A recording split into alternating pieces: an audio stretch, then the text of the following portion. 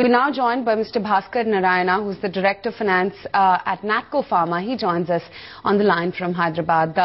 Mr. Narayana, thanks very much for taking time out and joining again. First, what's the legal update on the battle for Copaxone as well, because it comes somewhat on the kind of revenue growth do you see coming from the drug? If you could, give us a ballpark figure on the revenue trajectory. I think the order is expected. We have not yet got any order on the Copaxone. We are not in a position to mention any figures for the revenue upside because several issues will have to be worked out. So it will be unwise to talk about any figures at this point of time. In terms of Copaxone, if the verdict comes, what kind of price erosion and market share are you looking at? I think these are very difficult questions to answer because a lot will depend on the market forces. But as far as we know, there is one innovator and then there are two ANDA applicants who have filed applications. So the market will have to be shared between these three companies. So going by our experience, I think the price erosion should be around maybe around 30% or so, but we can't definitely comment on this. Mr. Bhaskar, your partner Mylan has filed for an ANDA for the same drug as well. What kind of partnership does the company have with Mylan with respect to this particular product? We have an exclusive supply agreement with Mylan. So that's what the arrangement is.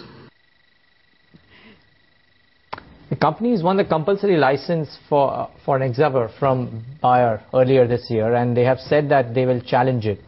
Meanwhile, what's your strategy for the drug in terms of sales and production?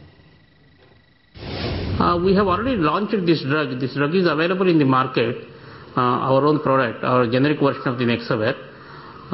So we are expecting good revenues from this product.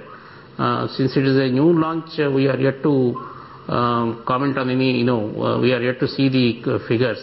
We will not be in a position to estimate how much it can contribute. But we believe we are targeting a market size of about 20 crores or something. So what's the update on the product pipeline of the company, Mr. Bhaskaran? Including the 5 Para 4s as well as 2 limited competition products, and when can we expect the launches? As of now, we have filed almost 21 ANDAs, out of which 5 are Para 4 challenges, and out of the 5 we have been accorded first to file status for 4 products. So I think these are big products targeting big markets. Therefore, I think we can have a substantial boost to the revenues once these ANDAs are approved. But at this point of time, we cannot say with any clarity as to what kind of revenues we can target and all. How's the business of the US retail sales panning out, and what kind of growth can we see for that segment in particular? US retail business, we have only 1 store as of now. We had 3, we have sold 2, so we are left with 1 store.